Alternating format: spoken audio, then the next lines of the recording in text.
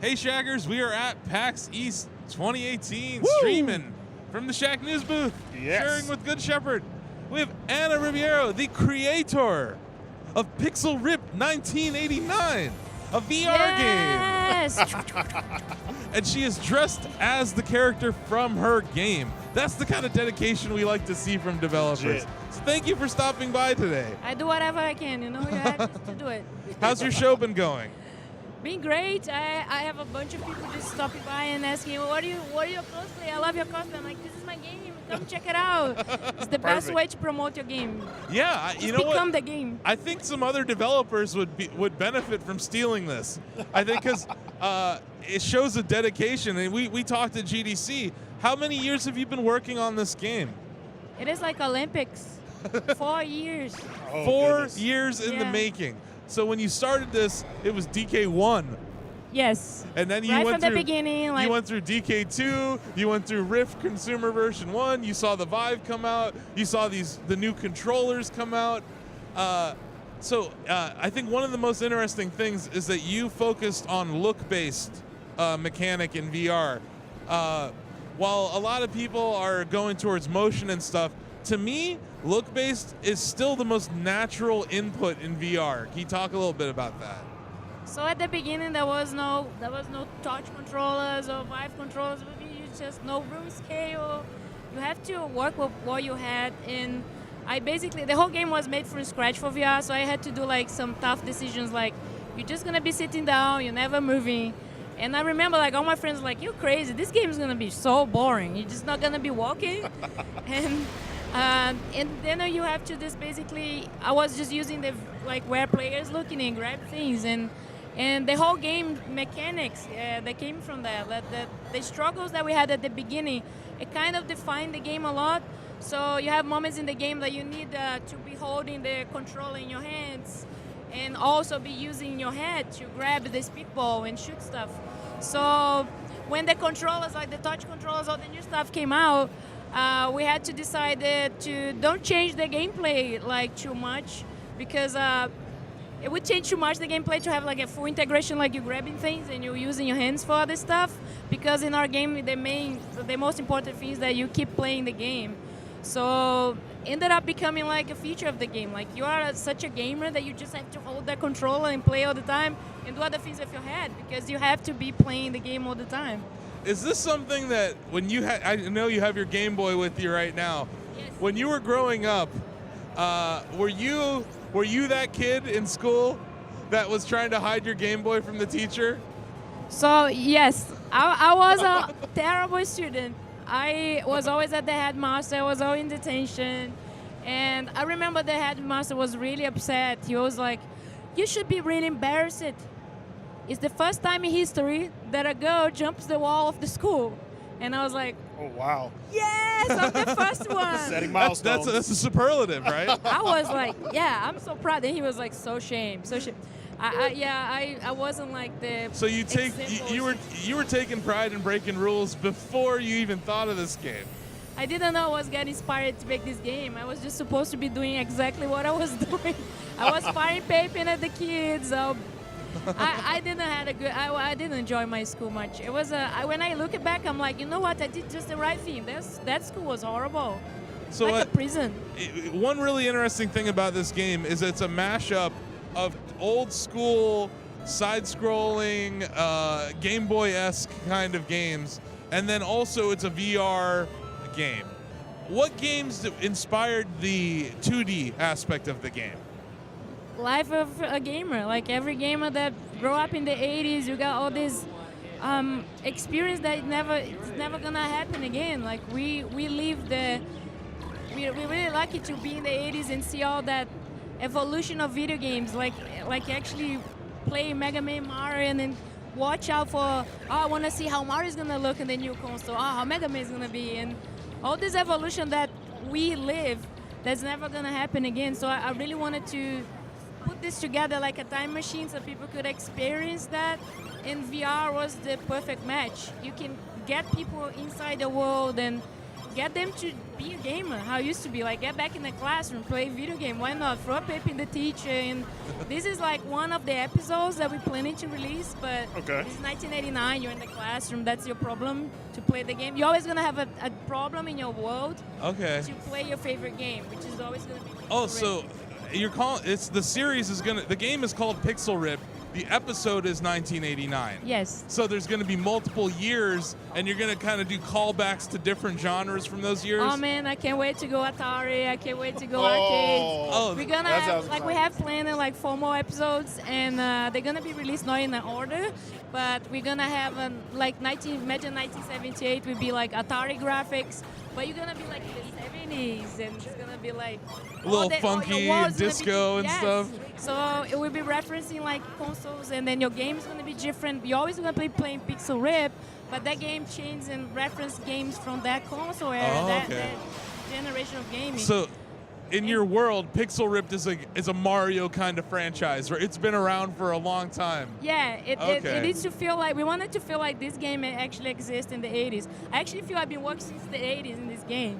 Yeah. I've been hearing a lot of 80s music, a lot of 80s culture. Yeah, the music in the game is really cool. Who did you get to produce it? So the composer is Terence Dunn. He's British. Actually, when this game started, I was at the NFTS in England. It's a famous for film university, but they also have a games course. And there, I was really lucky to get like a composer that works in movies to work in the game. So he has been working since the beginning, since the whole creation. It just has been a great evolution for the whole team. Like, he's now like a professional, like, beat music, and all, like he's all into, like, he knows what a Game Boy can play it, so he all does all this research, and I like all the reference that he has been using, Mega Man, all the good stuff. And also he has to worry about the 80s music, so you have like some 80s tunes. So the whole game has 2 games. So you have the world, which is the 80s, and you have the 2D game, which is like a famous platform game like Mega Man, Mario, Sonic, reference all these games, Metroid. So yeah, the music, the pixel art is like pro on this now. He has been since the beginning. And so what is the name of your character? Her name is Dot because she starts as 1 pixel. So she's like, you can see that in the screen, she's 1 pixel, so she's like a dot, she's a cube. And as you get the pixels, you see she's evolving and changing. Right. So she gets pixel and evolves and changes form because of her graphics that are improving. That's cool. And yeah, her name is Dot because she started as 1 pixel. That's very cool. My mission is to save the world, man. And now it's a little bit complex, background story, but I am sent out of the video game world to save the game world and your world. Because Cyberlink Lodge is coming out, he stole the Pixel Stone, and he's like getting robots from Mega Man, getting enemies from other games, and then he's bringing it to reality as well. So you are sending this mission, you control this girl in the classroom, and they both together, they get forced together to save both worlds. It's quite hard to explain. A little bit too meta, maybe. Throughout the different episodes that you plan to do, are we going to see like the evolution of Dot throughout yes. those? So we're going to have, like, the 1983 is going to be like arcades, but then we're going to have 1995, which we'll be seeing like Nintendo fight against Mega Drive, all that stuff. Oh my god, like Dot 64? Yes, and we're going to have a 1999, which will be the first 3D graphics. Wow. Like the old school 3D, like have the Mario 64. Wow. And you know, if the game is a hit, we can keep doing, like, it's all about reference different consoles, different time, like from the different generations of gaming. So what have been some of the challenges you've run into during the development process? I would say it doesn't feel like a challenge because it's the best part also. But the main challenge is it's to work with something changing constantly. Like being with VR since the beginning. DK1 times, you would go online. There was nothing to do, tutorials. There was nothing, man. We're still in the Wild Wild West a little bit. But also the platform you're using, so we're building Unity. So Unity is also changing. Unity is changing to support all these headsets coming out. So you get all these changes from the unit, from the platform you building, the engine. I mean, just yesterday Vive Pro came out. Yes. So it's like it's VR. hard to keep up. Yeah, VR is rapidly evolving as a device platform, but as a developer, you still have the engine that you can use, and I can understand that. Like, I'm sure when you saw motion controls for the first time, you're like, huh. Oh man, to throw the game in the garbage, do another one.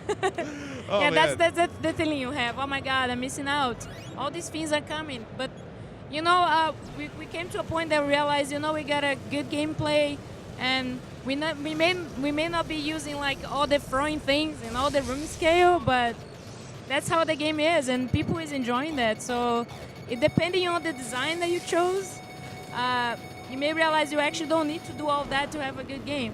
It would feel like forcing the features on that. Oh, It totally. would actually Right. end up destroying the game. Like, why would you need to walk around if you're playing the game in a class? Right, It just exactly. didn't make sense. Maybe next games we can go full, integration. But for now, we just realized, what, the game is like that, and So we've made some progress here in the demo. Things have changed significantly. Things are rapidly changing. yeah. When did you decide that this was going to be part of the game? This 'Cause was this was to me, this was the most exciting part of my demo, because I was This is like, amazing. what? Because the first time you experience this, it's so surprising because it just comes out of your desk. I love surprising players. It's kind of a little bit like my personality on that.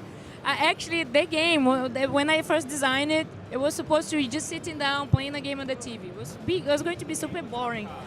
And then I got like some beers at the university. I got like 30 beers, got some 30 people playing. Come play my game and play and get a beer at the first month. And I had like 5 seconds that the character would jump out from the game. And I thought, that's it. You jump out from the console, go to another. And everyone's like, this is the best moment. This should be longer.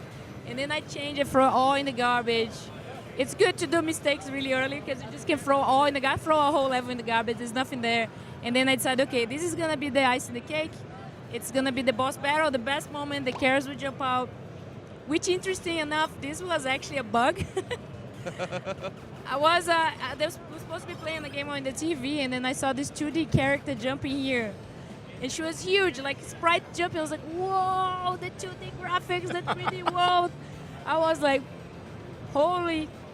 That was like an Like I said, aha moment almost. Yes, and I decided, okay, the character's gonna come out, and it involved and changed a lot. So a lot of what you've done came from just experimenting and reiterating. Talking to friends, like the footballers. There's a moment footballers jump through the window. This was talking to my course coordinator. I like people from the team to come and bring ideas, but yeah, there's a lot of a life experience in it, a life of being a gamer. Yeah, because like you said, with VR at this point, there's no rule book. You can kind of do whatever you want. Yeah, it's really good to be living there, like to be experienced like the Wild West, I would call it. Yep. Like I think we all exploring, and discovering together. I think it's exciting for an indie dev, especially because there's no rules, and AAA development is so regimented right now. Yep. Yeah, if it VR was a is- AAA company, I don't think I would have the freedom to do so many changes. Yeah. Right. Because there was a lot of changes that just happened, like sometimes just talking like we're talking here. What, we do that? Let's do it. Yeah, let's go for it. And maybe that's why the game took so long, probably. But it is a much better game, and I think it worth it, all the effort and all the time we spend on it. Yeah, speaking of the time, at any point during the development, did you ever feel rushed to release something, or were you like, no, let's make it perfect? Perfect is, I realize it's never gonna be for me. Because Oh yeah, when I you always were- just looked yeah. at, I'm looking, oh, it's all wrong, it's all bad. You always just see the mistakes because you're so into the development process. So, and never an indie developer is gonna come and say, it's perfect. It's never perfect for us, but yes. Closer to perfect. Yes, I did want it to make sure the game was good. Actually, last year I found a publisher that just matched perfectly, and they have the same vision, which is so hard to find Right. in a publisher. It's called Arvory, and Julia is actually from Arvory as well. And they are so sync. We are so sync that we are okay, we decided let's delay a little bit, but it's gonna be a good game. This is always like our main concern. We want to rush to release, but it's not our main goal. We just don't want to release because we want to get some money. This is not who we are, and we want to make sure that's a good game, and that's like the main thing for us. You know, I'm really happy you said that because I think in the first year of Rift and Vive, there was a lot of people just rushing to grab money. Yeah. And the people who are still developing VR today, they're the ones who care. They didn't get caught up in the hype and all that. They weren't caught up in the hype. They weren't in this cash grab. They just wanted to make a great game, and they wanted to make a new experience. There was moments that I really need the money, and it was like no money. We keep going. We felt like these games like Rock Balboa. So it's like it's important to keep going. Right. Until the end, and then make it worth it. So Anna, when is this coming out?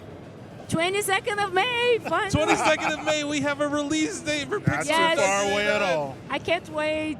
And where can people find out more? Can we Steam wishlist this or any other information? Yes, you can go on Steam. You can wishlist it. Just search Pixel Ripped. We are on Twitter, Facebook, Instagram, Reddit. You can always find Pixel Ripped. You can go to our website.